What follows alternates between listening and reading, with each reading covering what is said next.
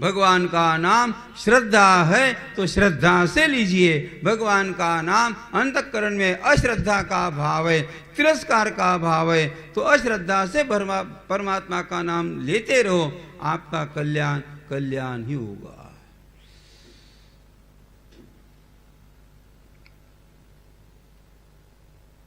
इसमें क्या रखा, उसमें क्या रखा, भाई तिरुपति में जाने में क्या रखा। आषाढ़ी एकादशी को महाराष्ट्र में पंढरपुर में विट्ठलनाथ भगवान के दर्शन के लिए लगभग 20-25 लाख लोग वहां पर जाकर के पहुंचते। 15-15 दिन स्वयं का व्यापार बंद करके लोग जाते हैं। पढ़े लिखे लोग बताते हैं कि भाई क्यों जाते हैं, 15 दिन अपना व्यापार बंद करना, इतना बड़ा घाटा करना, और वहां जाने के पश्चात उनको क्या मिलता होगा। लोग जाने वालों की आलोचना करते हैं।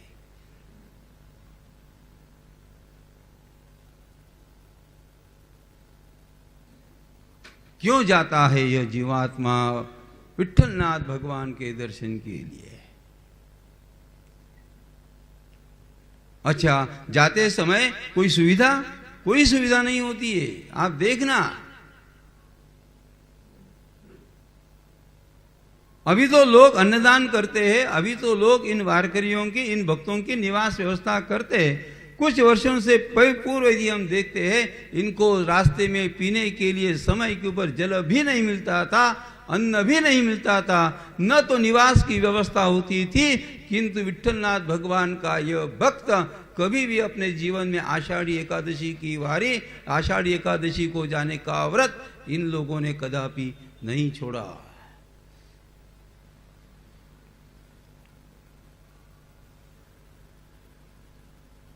क्या मिलता होगा, 15 दिन पैदल चलना है, भूख लगती है, खाने के लिए अन्न नहीं, प्यास लगती है, पीने के लिए जल नहीं। अच्छा, ये तो ठीक है, 15 दिन के लिए अपनी दुकान, अपना व्यापार बंद करके जाना, ये जाने वाले सभी लोग पागल है, ऐसी आलोचना लोग करते हैं।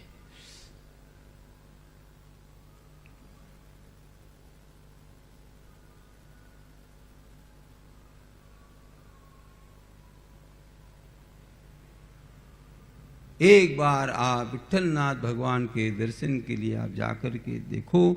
15 दिन यदि आप चलते रहते हो और 5 मिनट के लिए, 2 मिनट के लिए विट्ठलनाथ भगवान के चरणारविंद को यदि हम स्पर्श करते हैं, हमारी थकान चली जाती है।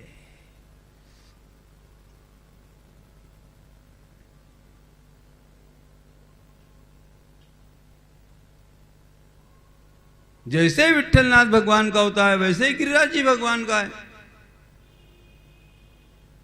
कभी कभी मैं सुनता हूं, कभी कभी लोग ऐसी आलोचना करते हैं, निकम्मे लोग है, काम धाम है नहीं, संपत्ति कमाना है नहीं, परिवार है नहीं, और इसीलिए गिरिराज जी की परिक्रमा करने के लिए इतना समय निकाल कर लोग जाते हैं। ये पागलपन है।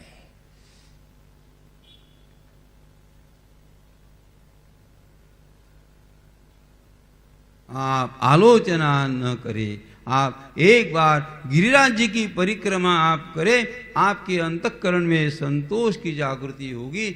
आपका मन अत्यंत शक्ति संपन्न हो सकता है। जाओ।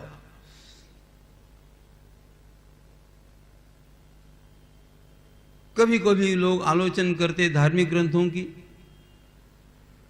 श्रीमद् भागवत जी की कथा क्यों सुनना चाहिए, क्या है उसमें, इतनी समय की बर्बादी, इतना पैसा खर्चा करते हैं, क्यों करते हैं लोग, सुनने से क्या मिलता है।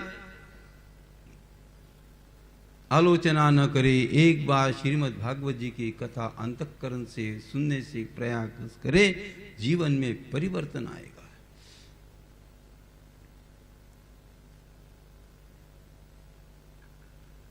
कुछ वर्षों पहले मेरी श्रीमद् भागवत जी की कथा का आयोजन महाराष्ट्र में अमरावती में मध्यवर्ती कारागृह में कैदी बांधवों के लिए कथा का आयोजन हुआ। 3000 कैदी, उसमें 302 के भी बहुत ज्यादा।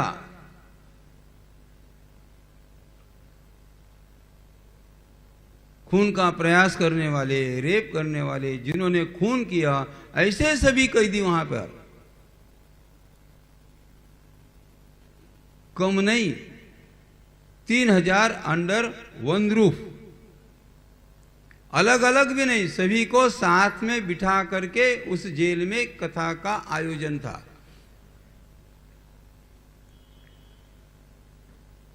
पहले दिन जब मैं गया उस समय मुझे इतनी सिक्योरिटी थी, उन खुखार कैदियों के बीच में जाकर के मुझे बैठना है। डिपार्टमेंट के मन में इस प्रकार का डर था कि शायद कोई भी कैदी महाराज जी को कुछ भी कर सकता है। हम जैसे ही जाकर के पहुंचे, व्यासपीठ के ऊपर बैठे, और पहले दिन आरती के लिए एक भी कैदी को ऊपर बुलाया नहीं।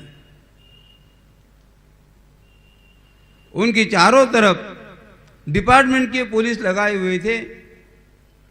सायंकाल के समय में मैंने उस कमिश्नर से कहा, वो जब दर्शन के लिए आए तो मैंने उनको कहा कि भाई ये कथा तो कैदियों के लिए हो रही है, और यदि एक भी कैदी व्यासपीठ के ऊपर आकर के यदि वो आरती का लाभ न ले तो ये उचित नहीं होगा, तो उनको आप व्यासपीठ के ऊपर आने दो। कमिश्नर साहब ने कहा, नहीं स्वामी जी, आप नहीं जानते, ये लोग सामान्य कैदी नहीं है, कभी भी किसी भी क्षण में कुछ भी हो सकता है। मैंने कहा कुछ नहीं होगा, आप आने दो। फिर दूसरे दिन सुबह से 21 कैदी मंच के ऊपर आए, आरती की थाली लेकर के मेरे सामने खड़े हुए। आरती हो जाती है, उसके बाद में एक कैदी बिल्कुल मेरे समीप में आया, और उस कैदी ने जैसे ही मुझे गले लगाया, मैं मंच के ऊपर, वो कैदी नीचे, उसने मुझे जैसे ही गले लगाया, उस समय में डिपार्टमेंट एक क्षण के लिए इतना भयभीत हो गया, अब शायद कुछ तो भी स्वामी जी को हो सकता है।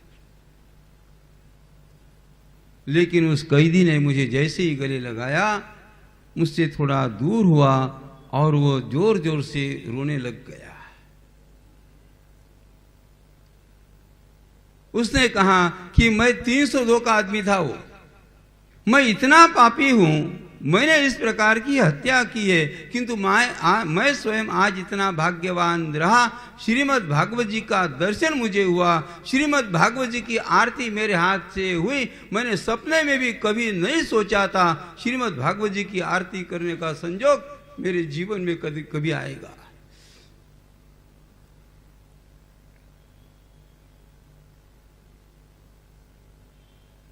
उन कैदियों ने समाप्ति के दिन कहा कि यदि इस प्रकार की कथा हमने हमारे जीवन में कभी सुनी हुई होती, इस प्रकार का आयोजन हमने कभी जीवन में देखा होता, इस प्रकार की कथा सुनने के लिए हमारे माँ बाप कभी हमें ऐसे स्थान के ऊपर लेकर गए होते, तो शायद हम आज जेल में नहीं होते।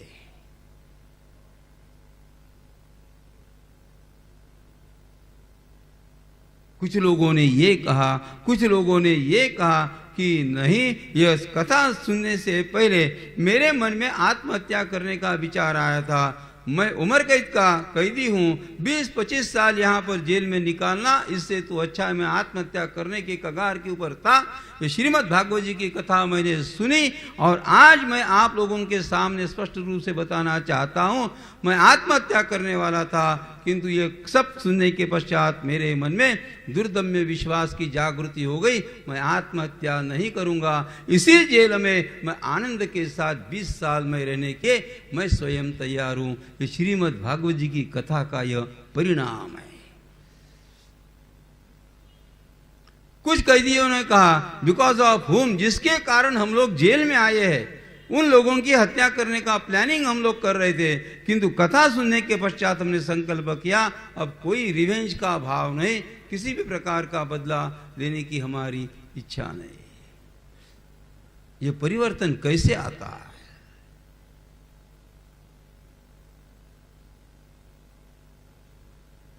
भगवत गीता की किताब में क्या रखा है, एक बार भगवत गीता को आप पढ़े। किसी भी प्रकार का प्रसंग आपके जीवन में आने दो, किसी भी प्रकार का, किसी भी प्रकार की समस्या आपके जीवन में आने दो, उस समस्या के समय में आप श्रीमद् भगवत गीता जी की किताब को खोले और जहां पर पन्ना है वहां पर पढ़ने से प्रयास करें। आपकी समस्या का हल, आपकी समस्या का उत्तर श्रीमद् भगवत गीता में 100% मिलेगा।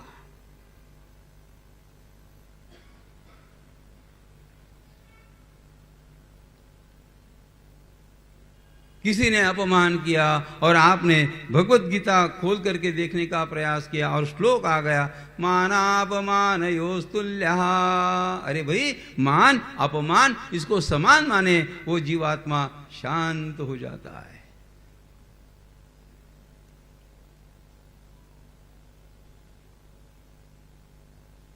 नहीं, बहुत क्रोध यदि आता है, क्रोध में यदि आप श्रीमद् भगवद गीता को यदि आप खोलते और पढ़ने का प्रयास करोगे और उसी समय में श्लोक आ गया कि नहीं, क्रोधाद् भवति सम्मोहा, सम्मोहा स्मृति विभ्रमा, स्मृति भ्रंशात् बुद्धिनाशो, बुद्धिनाशात् प्रणश्यति।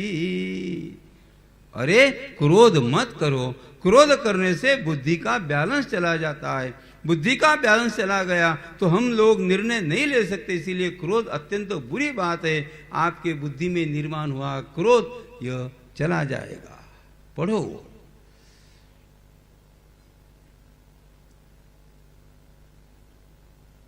श्रीमद् भगवत गीता बिना पढ़े उसका तिरस्कार न करे, आलोचना न करे।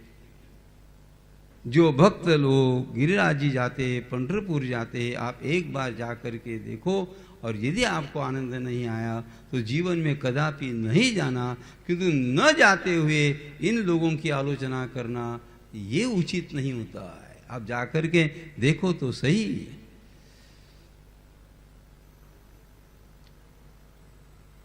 श्रद्धा से अश्रद्धा से जिस जीवात्मा ने अपना हाथ परमात्मा के हाथ में दे दिया, तब तक परमात्मा उस जीवात्मा का उद्धार नहीं करते, तब तक उसे छोड़ते नहीं।